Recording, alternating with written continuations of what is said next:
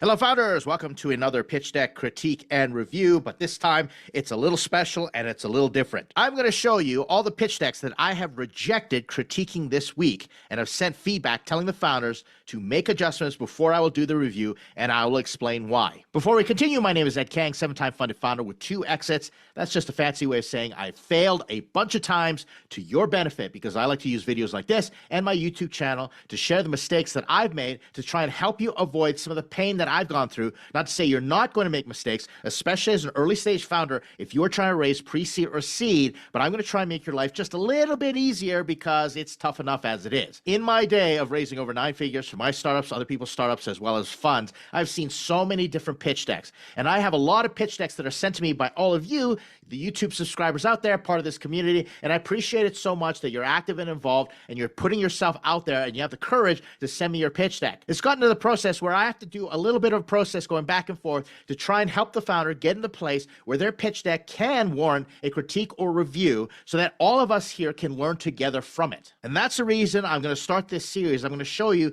the reason I send back these pitch decks, because I think the founders can either push them, adjust them to be more clear, or to be transparent, they're not clear enough to begin with. So I'll send questions back like I am an investor. So these founders will take the next step, adjust their pitch decks, send them back to me so that I can give them a proper critique and review. Now, if you are a founder out there and you want your own pitch deck critique and review, as I said, I get a lot of requests on a regular basis, messages all over the place. I love it all. Do not be scared. I'm totally approachable, but I'm going to explain to you how to do it at the end of this video. So stick to the end of the video for all the information. Let's jump into these decks right here. The first deck comes to us from JSR, and it says, Rooftop Farming, we're simplifying organic nutrition with consistency. Let me show you this deck, and you can immediately see the reason I have to send this back. Here are the walls of text, and I am not going to read this. This is a particularly egregious slide, and I've sent this deck back, and I say, go through my material and see how I've got one main sentence and a few bullet points on each slide. No investor is going to read any of this, and that's just one of the things that you have to understand. If you're going to send me a pitch deck, you got to make sure that the investor is willing to read it. Next pitch deck right here, this is from Cluster 1. I want to show you something right away that I highlight because I read the sub headline on the cover page very intently to see which way I'm going. And it says here, social platform that facilitates exchanges of local products and services through a two-sided marketplace model. So we're in consumer tech and we're in a marketplace. I've set you up. Now let's look at this. Now this one starts pretty compelling because I see on this sign here, buy local or buy local, which is a sentiment making me understand that we're trying to solve local commerce. And the problem statements, even though there are too many problem statements here, speak to that. But let's continue here. A solution, a platform that simplifies everything. It's going to put everything together, make it hassle-free, all that stuff. There's the promise to navigate the complexities of the market. Okay, I get this. And then product overview, I don't understand because there's too much going on here and I can't follow the step-by-step. But then I get to this competitive analysis, and this is where this deck completely lost me. Cluster 1 consolidates e-commerce, freelance gig economy, and social networking into one convenient platform, enhancing precision, efficiency, accessing local services and providers. So now we've added local services and providers. We got products and services together. Take a look at all this noise happening in this, and we're saying Cluster 1 is right in the center of all of this. You're solving for e-commerce, a freelance gig economy, and a social network all at once.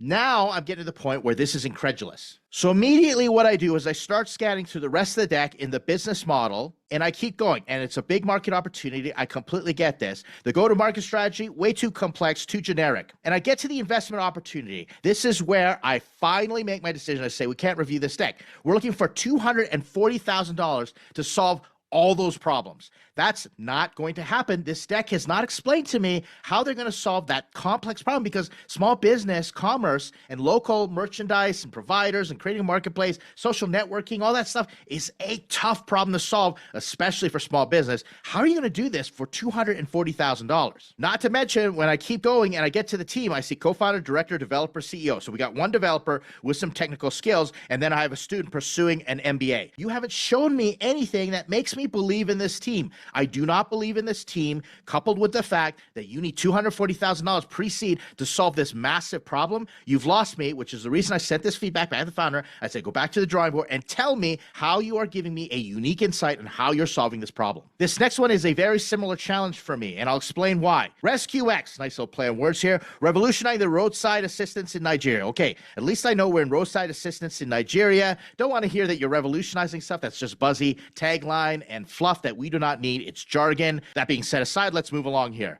The founding stories, the founder broke down. I get it. And then here's a founding story again, the realization. There's a gap in the marketplace for vehicle breakdowns. Why couldn't you get a tow truck, etc.? The inspiration. Normally, I don't read founding stories, especially if they're right at the front of the pitch deck. But in this case, I made an exception because I want to understand. The problem, 20 million vehicles and 10 million vehicles break down annually. Okay, big, huge market. But here, take a look at this. This is where I run into problems. What we're saying is the problem has exorbitant prices, unreliable services, lack of personalization, limited accessibility, prolonged wait times, and outdated technology. Look at that problem stack. That is a massive problem stack. How many is that? That's 1, 2, 3, 4, 5, 6. Okay, that's a 6x problem stack here, leaving vehicle owners stranded. Let's add stressed and at risk in terms of 7 and 8 stack problem. The solution is that there's going to be an app that comes, picks you up with transparent pricing, user-centric approach with a guaranteed 15 minutes response time.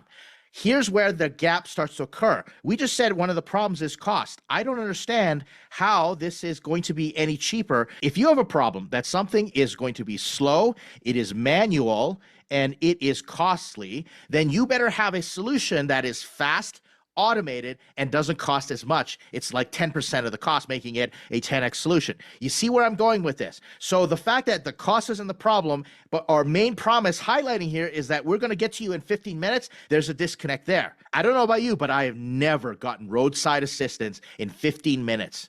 Never once in my life. It's always been half an hour up to an hour. And so I experienced this pain. So now I'm thinking to myself, well, I'm a little incredulous here. And that might be a position if you got some amazing solution that's going to surprise the investor, but we don't have it in this deck. Let's take a look. I go through how it works and I see request help via app, real-time tracking ETA, first responder arrives, on-site towing and repair, feedback continues for continual improvement. This is where the issue occurs because you are saying in 15 minutes, guaranteed. You are making a very big promise here. And what happens if you don't get there in 15 minutes? What's the guarantee? I'm expecting you to lose a lot of money based upon my personal experience. So now I'm looking through the rest of the deck and I'm thinking to myself, how? How are you getting to the point where you've solved a now logistics and infrastructure problem that you can guarantee 15-minute delivery? And I look through the rest of the deck and I cannot find it. It even gets worse here because look, this is the problem where you've got this competitive matrix and you're saying we can solve all of this right here and none of the competitors do any of this stuff here. How are you getting this done? So now you might be able to predict where I'm going to go next. I'm going to go to the ask slide. And the ask slide tells me that we are trying to raise $500,000 for fleets and expansion hiring, technology infrastructure to give guaranteed 15-minute service. 15 minutes, everyone. And I'm thinking to myself, $500,000, that is not enough. You're going to literally need millions to prove this out. That's my problem with this deck, which is the feedback I sent to the founders. You need to explain to me how you're going to pull this off. Maybe there's a unique insight. Maybe this founder is sitting here right now going, but Ed, you don't get it. We have it all figured out. Well, I don't get it because it's not clear in this pitch deck. Now let's go to the next startup, which has the word auto in it, but it has nothing to do with vehicles. We have a generative AI freelancing platform that connects third world country freelancers to the first country. All right, you've set me up for what I'm expecting in this pitch deck. So the problem is 20 million freelancers in Southeast Asia. Right away, here's the issue. I've got Southeast Asia when on the cover, you said third world countries.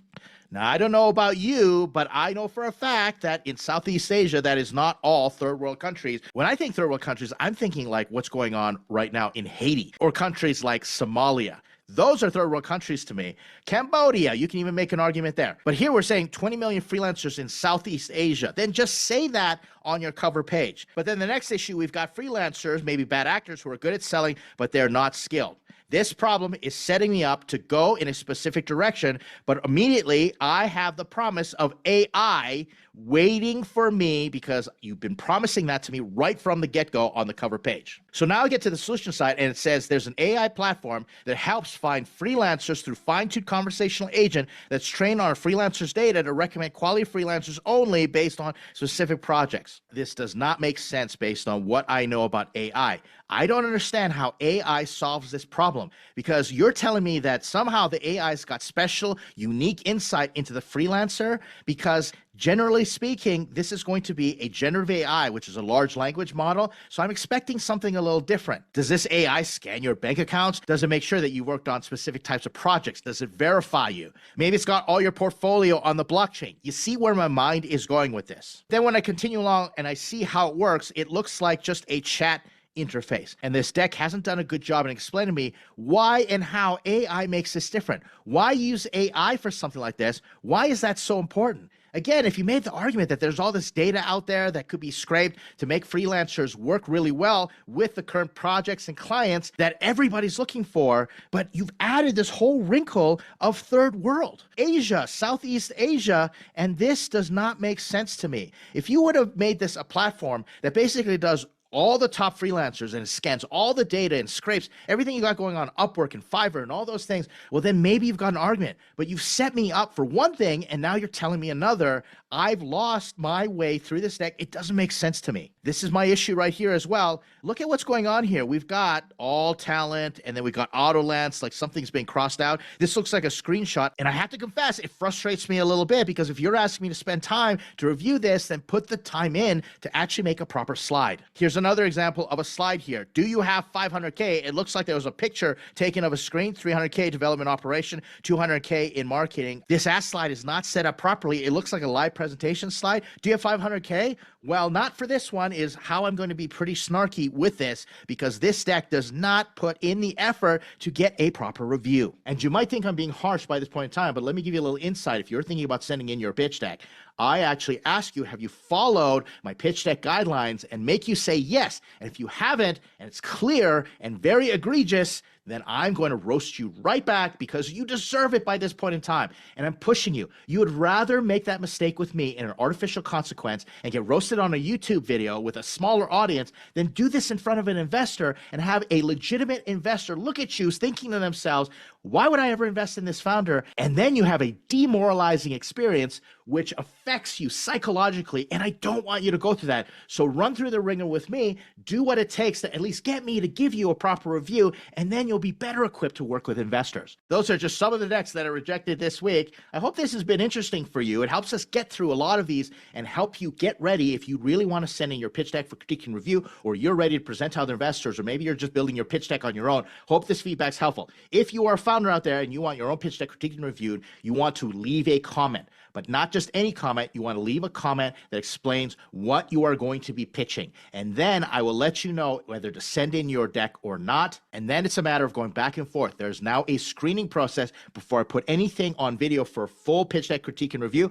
or else you're going to end up in a pile like this one. And maybe you don't want to be included in these videos, but it's a learning experience for us all. With all that being said, watch the other videos that I put on the screen, and to these founders who send in your pitch deck, I want to encourage you. It took a lot of courage to send in your decks. I hope you understand what I'm trying to say. I will always respond to you. We'll go back and forth, and then you'll send in your new pitch decks, and then I'll give you a proper critique and review. Finally, if you're part of the Startups.com community and you stuck to the end of this one, a big thank you, thank you, thank you. I'll see you in the next video.